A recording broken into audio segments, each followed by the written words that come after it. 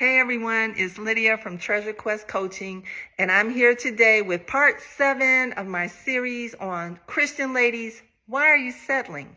Don't tune me out. Don't log out the video because you say, oh, well, I'm not settling. Sometimes you can settle and don't know. So just listen to what I'm going to say today and see if you see yourself in it.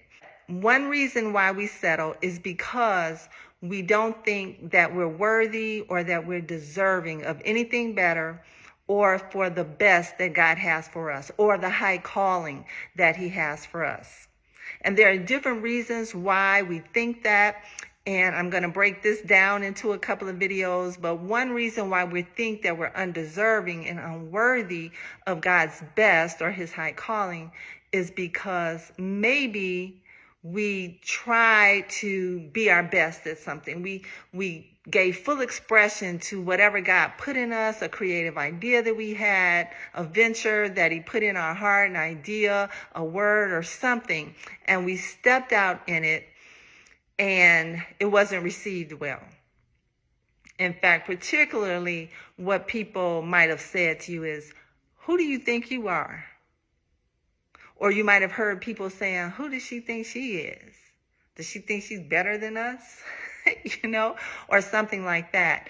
And it made you feel bad about giving vent and full expression to who you are. And so then you pulled back and you settled.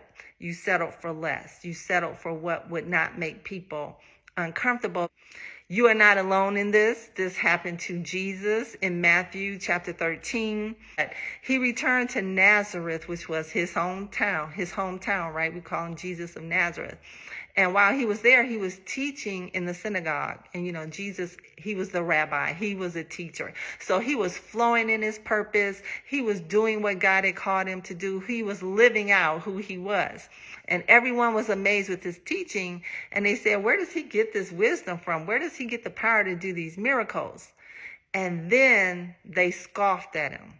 And in their scoffing, they said, he's just the carpenter's son.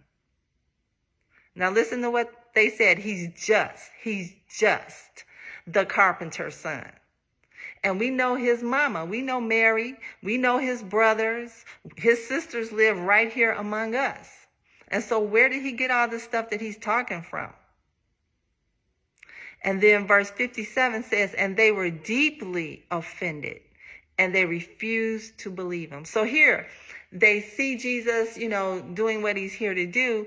And they get an attitude about it. And basically what they're saying, who does he think he is? We know his mama. We know his family. He's from the neighborhood. So what? He thinks he's better than us now? He's just the carpenter's son. And so they had a problem with him because they knew his origin. They knew his family. They knew his background.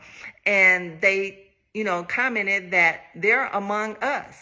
And so why is he trying to make it seem like he's something better than we are?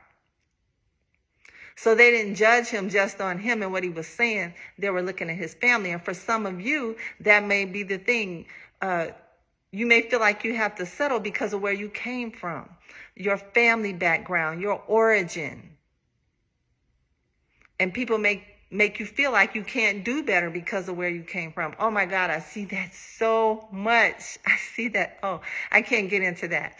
But yeah, so they label you or don't expect much from you because of where you come from, your neighborhood, your family, or something like that. And it makes you feel unworthy or undeserving of this wonderful thing that God has for you to be, the things that he wants to do for you, and the things that he wants to do in you, and the things that he wants to do through you.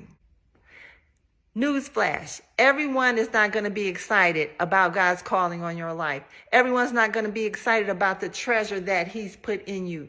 Everyone is not going to embrace the high calling that's on your life. Jesus knew that they were upset with him. They were offended and they wouldn't believe. But it didn't impact who he saw himself as. It did not impact the knowledge of what he came to do and his commitment to doing that. This is what he said in response to them. He said, a prophet is honored everywhere except in his own hometown and among his own family. He started off saying a prophet. He was acknowledging that Even though they didn't believe him, he was still a prophet. It didn't minimize who he was, not one bit. It didn't minimize his calling, not one bit. It just meant that this group of people right here, they were not going to receive him. And so, you know what? Jesus didn't shut down. He didn't say, well, I shouldn't do this anymore. He just moved on. He couldn't do anything for them because they didn't have the faith for it. They wouldn't receive from him. But it didn't shut him down totally. He just moved on because there was someone out there who he was called to reach, who he was going to reach. And this is what you have to do. If people don't receive you, accept you, don't pick up what they're thinking about you. Don't pick up the who do they think they are. Don't pick up, well, who do I think I am? I'm not good enough. I'm just from this neighborhood. I'm just from this family. Don't pick that mindset up and let it shut you down. There is someone out there that you are called to. And that reminds me of Saul, who was the first king of Israel. Before he became king, Samuel found him. Samuel was the prophet and judge of that time. He found him there in 1 Samuel 9:20. And he says to Saul, he says, I am here to tell you that you and your family are the focus of all Israel's hope. Now, that was a high and lofty calling right there, right? You're the focus. You and your family are the focus of all Israel's hopes. And this is what Saul said back. He said, but I'm only, or as they said to Jesus, he's just. I'm only from the tribe of Benjamin, the smallest tribe in Israel, and my family is the least important of all the families of that tribe.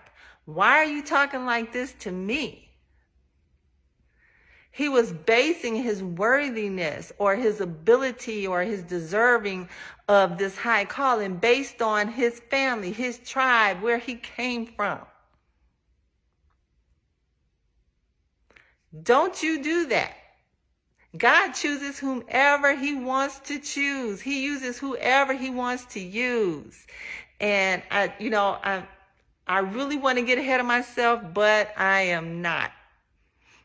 I'm going to get to how in the midst of all this, you understand why God chose Saul, why God chose just the carpenter's son, why God chose just me, why God chose just you. I'm going to get into that, and hopefully that will settle that issue once and for all with you. But don't let that make you settle. Just a reminder, okay, that I'm going to be offering a 12-week coaching program entitled Moving from Settling to Seizing Your Kingdom Purpose. And this program is to help you pinpoint the thoughts and the beliefs that keep you at a certain place, to keep you from entering God's best and fullness from you, and overcoming those and having a vision for your future, God's vision for you, fulfilling God's purpose and plan for you so that you can live a fulfilled life. You can live the abundant life that Christ came to give you, okay? It starts in January. I'll put the link to the website here in the description, and just go there, get more information. The cost and everything is in there.